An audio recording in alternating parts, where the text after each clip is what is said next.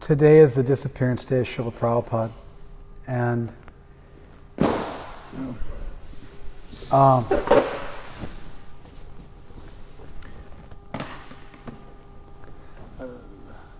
we celebrate the death anniversary of our gurus, and so there's 2 days we celebrate: their birthday and their death day. Both days are sacred for us. What's going on? It's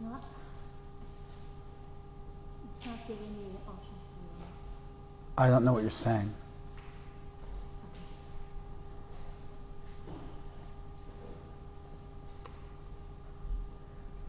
So that was a start on one, but a false start on the other one?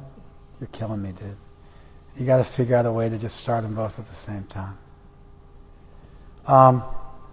We have a standard protocol we follow on appearance and disappearance days. We celebrate them both, and so there's a standard thing that we do. We fast until noon, and then we make an offering to that person. And we fast because we're going to make that offering, and then we fast until that offering is completed. And so you fast not just till noon, but it's not like if noon hits and then you're still serving and you're still doing a festival, you're supposed to break fast. You're supposed to wait until the festival's over. And so then you offer a meal to that Vaishnava, and then you sing the Mangalacharan, which is a number of prayers to the gurus in our succession, moving up the ladder. So you'll say a prayer to your guru, then to Prabhupada, his guru, his guru, his guru, his guru, and up the line all the way to Chaitanya Mahaprabhu and then to Radha and Krishna. So all those prayers that we chant, they're going upwards towards Radha and Krishna. And then you offer flowers, pushpanjali. Anjali is an offering, and pushpa means flowers. And so you offer flowers 3 times, ritually, and then you do arti. And that's the ceremony. On a disappearance day, there's a song written by Narottam Das Thakur called the Bhagavadgita Parshada Janita Vilapa Prarthana. The song of lamentation born from separation from the Lord and his devotees. And so it's a song about missing Chaitanya Mahaprabhu and all of his associates. It does the same thing. It starts with missing his associates and moves up the ladder until you eventually get to Chaitanya Mahaprabhu himself. And Narottam seemed to missed so many. So many of these great personalities disappeared in front of him, and he was one of the younger generation. And so he experienced, number one, he appeared after the Lord had left. And so he didn't get a chance to meet Chaitanya Mahaprabhu personally. And then so many of the great Vaishnavas, they departed while he was still alive, and so he had to witness their deaths. And he felt separation from Krishna and from his devotees. And that separation was the same. It was Bhagavat Saparshad of the Lord and his devotees. And he felt lamentation, separation from them equally. And so we sing that song. We sang that today at noon. On Prabhupada's Disappearance Day, we get together in the evening time also, a second time, and we meet together because Prabhupada passed away, I think 7:26 p.m., or right around 7:30 p.m. And so we get together again in the evening time, and we sit together and do a little bit of kirtan, just so that we're doing something spiritual at that exact moment when Prabhupada left. If you go to Vrindavan, the actual room where Prabhupada passed away from the world, then on this day all the devotees get together and they sit in that room and they sit together and talk. You ever been for Kartik? They all sit together. It's crowded. I mean, I was there 30 years ago. It was crowded. People were looking in the windows. Hundreds of devotees, packed together. And then devotees would share thoughts they had, feelings they had about Prabhupada. And it was kind of extemporaneous. People would just share some thoughts from their heart. It wasn't formal. The formal program was done the daytime. The informal, intimate program was done the evening time. So there was something I wanted to share. I read it earlier today. I'm going to read it again today. And somehow I've been thinking about it a lot today. And I'll probably say something different than I said earlier.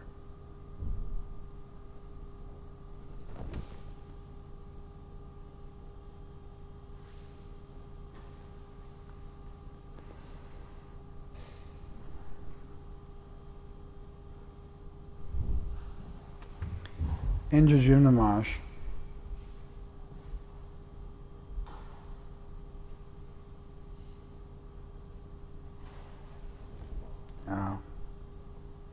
hang on.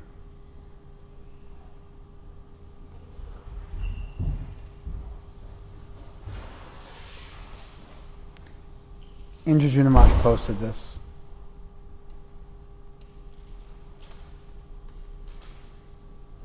Today is your disappearance day celebration.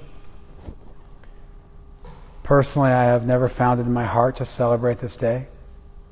Rather, for me, it's a day of quiet contemplation where I sit in my room and cry in lamentation that you ever left our vision. I prefer to meditate on you, like I am in this photo from 1975, in which I'm gazing upon you transfixed in meditation on your transcendental form, so graceful and regal at the same time. Though the photo has faded with time, my love for you is ever increasing, and my desire to serve your mission becomes stronger with each passing day. You're my master, I'm your servant, now and forever, until the end of time. I miss you always, but more so today. Please bless me. Please bless me that one day I will see you again. That is the greatest and only desire of my heart. That's what Maharaj wrote. Where did Radhika go? Probably asking for Radhika. Okay. So that's Indrajuna Maharaj. And I thought that we would focus for a minute on Maharaj's special love for Prabhupada that I think is exemplary and sets an example of how people should feel about him and their gurus. The first thing that strikes me about Maharaj's prayer is that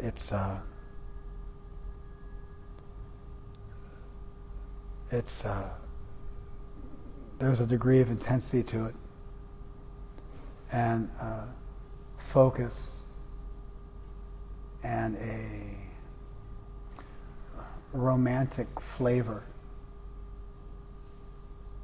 that it's generally reserved for people who are in love, falling in love in a romantic relationship.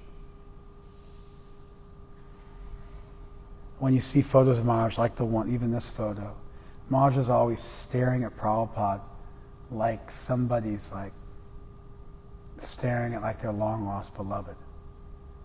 He stands out in a crowd. It's always the case. You just see this like he said, like sitting transfixed on you. If you look, there's hundreds of devotees in the room, but Maharaj is just like focused on Prabhupada, like every single movement. And all the photos that he's in a ton of photos, even though he was a very younger devotee. He was a younger devotee. He wasn't like a respected leader in the Hare Krishna movement in the 70s during Prabhupada's time.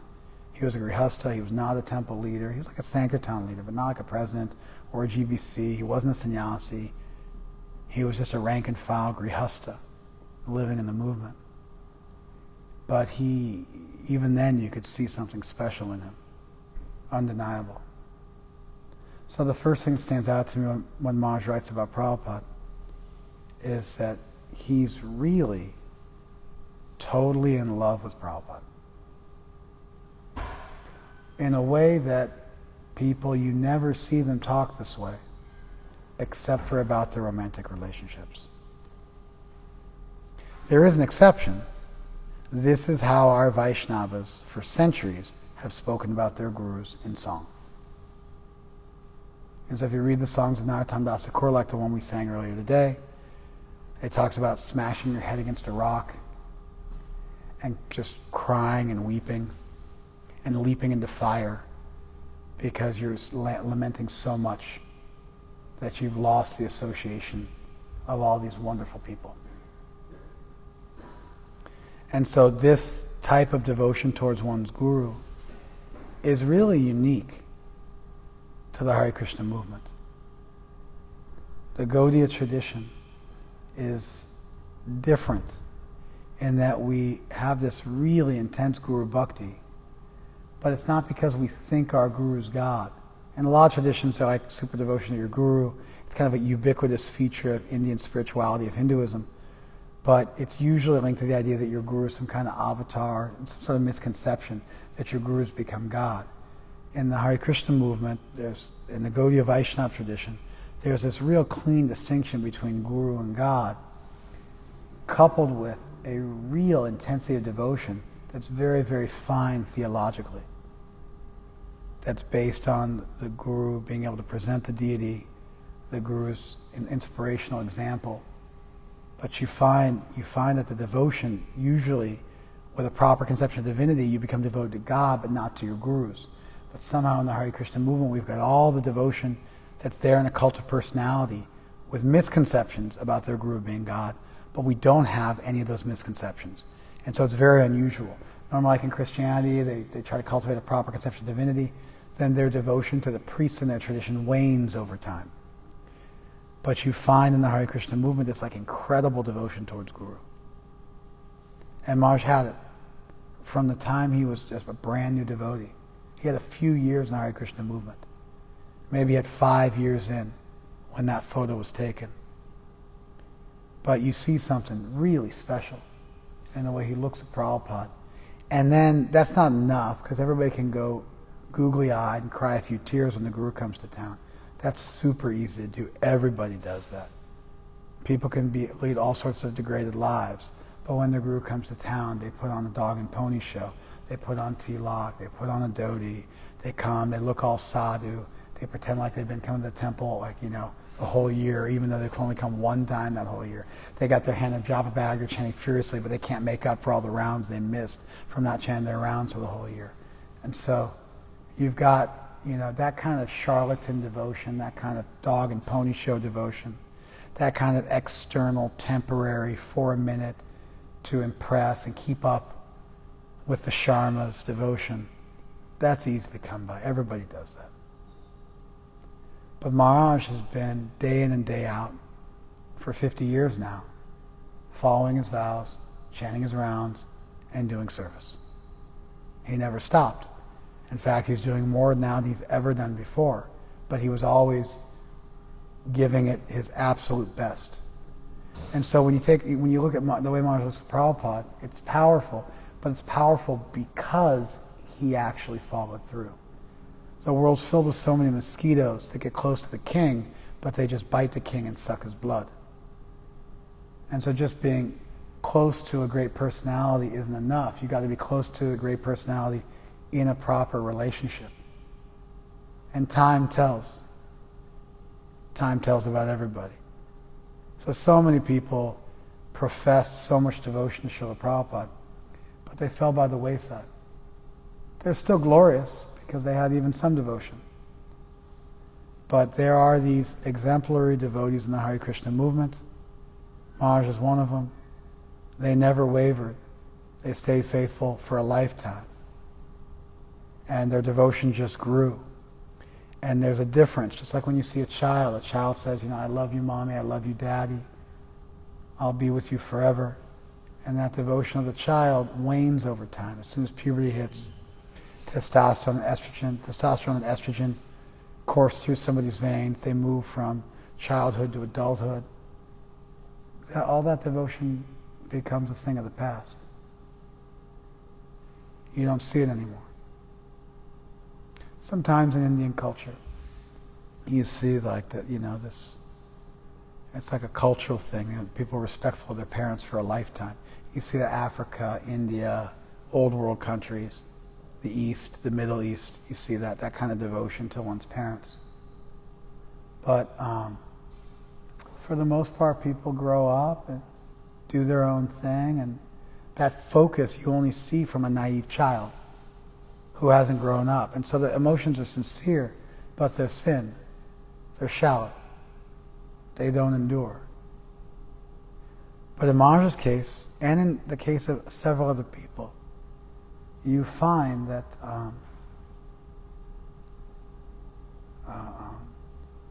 their devotion wasn't naive and thin and immature. It was real. And the proof it was real is it lasted a lifetime. Imagine, a child saying to their parents, I want to be with you forever, I never want to leave. And then they never leave. You have to look at them differently. Maybe that would even be inappropriate with a family. It would stunt them. But in relationship to one's guru, it doesn't stunt you. It enables you to grow. And so you see Maharaj, he's more like a child than ever. So on one hand, it's like he's in love with Prabhupada. And it's almost like he's in love with her like a child, except for he's 72 years old. And he spent 50 years of his life, plus, doing the same thing. And that's the proof it wasn't fake. That's the proof it wasn't thin. That's the proof it wasn't naive. It was pure. And he's not the only one. There's other great souls in the movement like this. They all have a similar thing. They have this otherworldly, very simple, very straightforward, absolute dedication to Srila Prabhupada. It's their treasure. No one else can even have it. Prabhupada's grand disciples don't have it like they do. A lot of times we talk about, Prabhupada's shared inheritance of the whole Hare Krishna movement. And although I think that's true, it's not exactly true. They're a generation above our generation.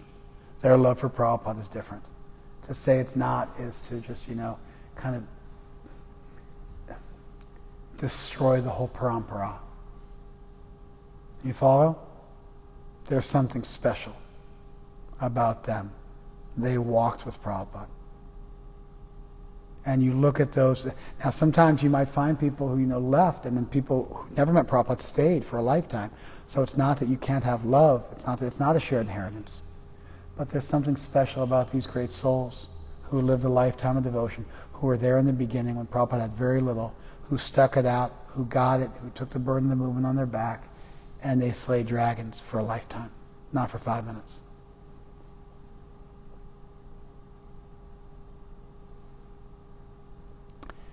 Prabhupada saw their specialness. He had so many God brothers, he didn't turn the movement over to them. He had so many Indian disciples who had a lifetime of spiritual values. He didn't turn his movement over to them. He turned his movement over to his disciples, Indian and Western. But they were the people who were sold out to him like this. He put his faith in them. And although some of them fell by the wayside, somehow or other, that even shows more of the glory of the other ones, because they then took up twice, 3 times, 5 times the work and carried the mission forward. So many big leaders in the Hare Krishna movement left. Which means that, if you're carrying this big, log, the 600-pound log like they make the Navy SEALs carry in their BUDS training, and then people drop off from the line, then those people who have to stay and hold it, they got to carry twice, thrice, or more the weight. And that happened. So Maharaj is innocent, like a child, talking to his father, but he's 72 years old. He's practically as old as Prabhupada was when they started their relationship. Not practically, he is. Within a couple of years. 2 full generations have passed. And Maharaj sounds like it's 1975 and he's in his early 20s. His devotion cracks the universe in half. It breaks the bounds of time. It's indefatigable. It's unlimitedly powerful. It carries him back to Godhead. It opens the door to liberation. It goes to a place beyond time. That's what he said. I just want to serve you till the end of time. He's real clear about it. My only desire is to see you again. It's not even like I want to see Krishna. I just want to see you again. He's got competing desires. Do I just desire to see Prabhupada? Do I desire to go back to Godhead? It's like he's not even dealing with that. He's just this is it. And so it's a lesson for us, for the kind of disciples we should be, for the kind of love we should cultivate. It shows us what's possible. Even as a teacher, you look at Maharaj and you're like, wow, Prabhupada must have been so happy to have a disciple like him. What guru wouldn't be proud to have a disciple who understood his mission so much and dedicated his life so much? In Prabhupada, there's a famous story with Maharaj and Prabhupada. Prabhupada arrived in Paris. Maharaj was there. He was so excited to see Prabhupada. Then they made him wait behind for Prabhupada's luggage, which got lost. So now Prabhupada went back to the temple, had a huge festival at the temple, spoke, they ate, everything, and Maharaj was stuck at the airport for hours waiting for Prabhupada's luggage. Finally got Prabhupada's luggage, came on a later flight, had to take a bus with Prabhupada's huge bags back to the temple, got back to the temple, the whole festival's over, there was no food. And he had to climb up these huge stairs late at night to take Prabhupada's bags and drag him up the stairs. He was sweating, he was miserable, he was feeling totally bereft. And he gets to the top of the stairs and he collapses in a heap with this bag, and Prabhupada opens the door. And he hits the deck and offers his respects. And then Prabhupada said to him, it's not recorded anywhere, Prabhupada said to him, he goes, this world is so much difficulty. But when I take you back to Godhead, it'll be so easy.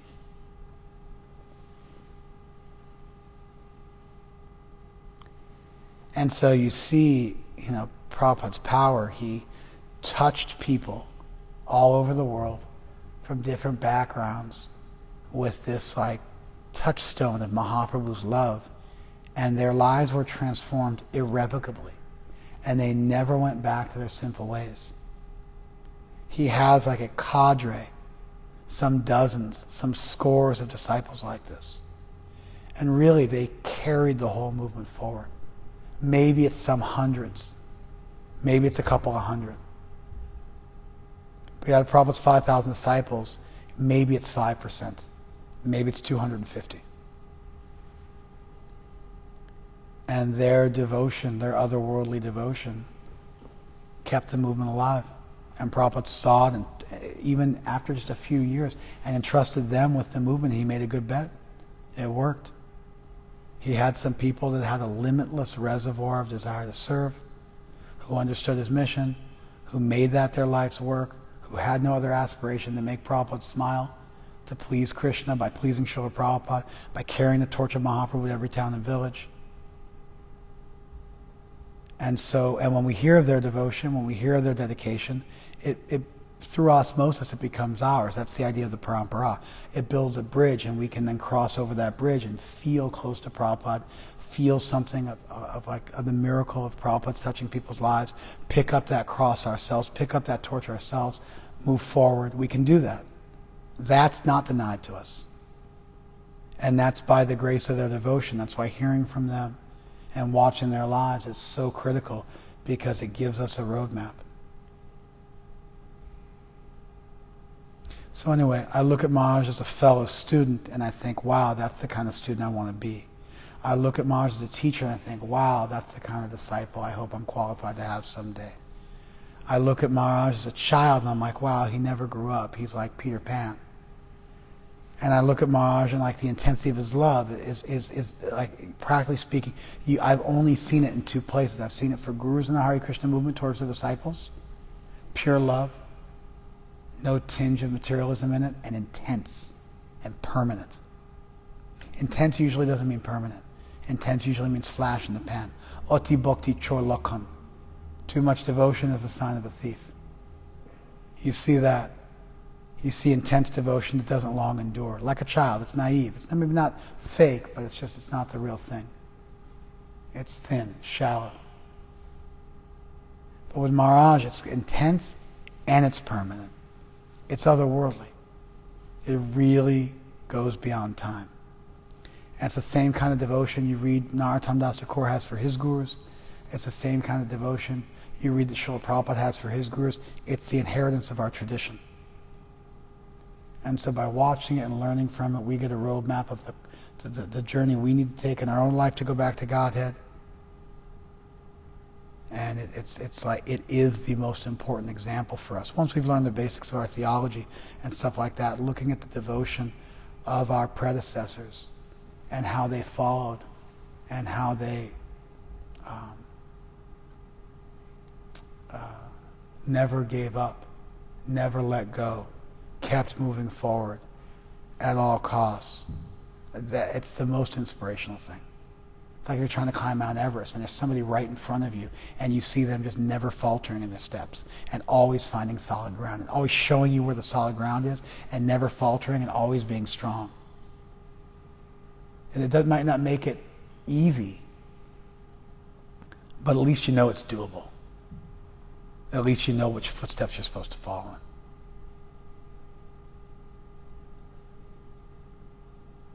in. And Maharaj is not unique in this regard. Like I said, there's at least some scores of Vaishnavas I know that have this kind of devotion, and maybe as many as several hundred.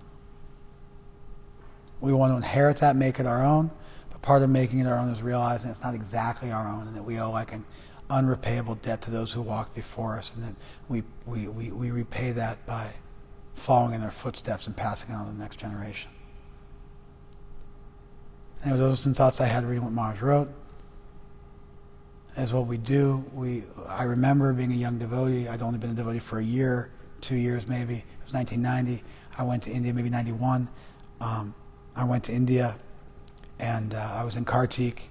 We were on Vrajmala Parikrama. We were walking barefoot through Vrindavan, and we were halfway through.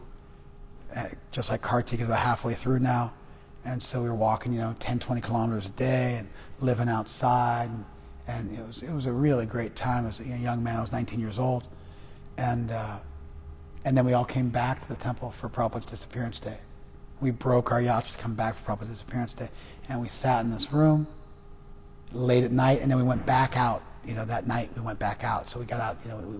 We sat in that room till 9 or 10 o'clock at night, and then went back, and at 3 o'clock in the morning we were up again for Mangalarti and bathing in a well, bathing out of a well, and getting ready to march. And so devotees were just sitting there in the room, and people were saying, like, Prabhupada said this to me. I spent the rest of my life, I've spent the last, this was, Prabhupada had been gone for 15 years.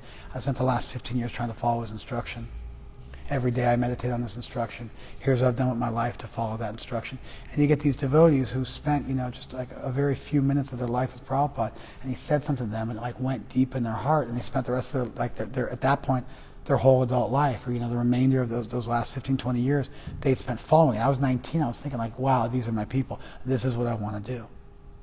This is what I want to do. Now I'm 49. I'm older than all of them were when they were talking. I'm a decade older than my guru was when I met him. And I've got the same idea. Wow, that's the devotion.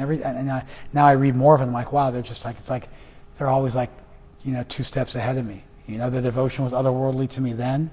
15 years in, 20 years in. It's still otherworldly to me now, 30 years later. I had 1 or 2 years in. They had 20 years in. Their devotion was otherworldly to me. And I was like, wow, that's what I want to get someday. Now I got 30 years in. They got 50 years in. And now I'm like, wow, that's what I want to get someday. And they're always, maybe it even seems like they're getting further and further ahead of me. But it's like they're always just there, and I just got to kind of keep going. When you walk up to Vasudhara Falls, there's a big 400-foot waterfall that you go up to at Vasudhara Falls, and it's the source of the Alakananda Ganga. And you climb up, and you think it's just there. You think you're going to get there in like 5 minutes, but then like an hour later, you're like, oh, it's just over that hill. You climb that hill, you're like, oh, it's just over that hill. It happens like 8 or 10 times. It's like hours. And finally, you're like practically ready to give up, and then you actually get there. But you keep thinking you're just about there. So I feel like that sometimes in my spiritual life. But I see Maharaj walking ahead, and he seems to just like be gaining speed and moving stronger, these great souls. And I think, okay, I'm going to do that too. That's going to be my life's work. I'll show how much I appreciate them. I'll follow them. They'll follow Prabhupada. He followed his guru, and I'm going to follow them. We'll all get to the same place. I know my place in line. I'm happy with my place in line. I don't want to jump the queue. I'm happy right where I am. I've got them. I wasn't ready to just meet Prabhupada for 5 or 10 years and then have to carry that torch for the rest of my life. I would have fallen. So I'm lucky I got people to set an example for me that I could follow for a whole lifetime. They could be with me for 30, 50 years. If I'm lucky, I'll be in my 70s by the time they all depart. Okay, those are some thoughts. All right, let's call it a night. Srila Prabhupada ki. Srila Prabhupada Tira Bhav Mahamahotsav ki. His Divine Grace, A.C. Bhaktivedanta Swami Maharaj, Srila Prabhupada ki. Go Premanande.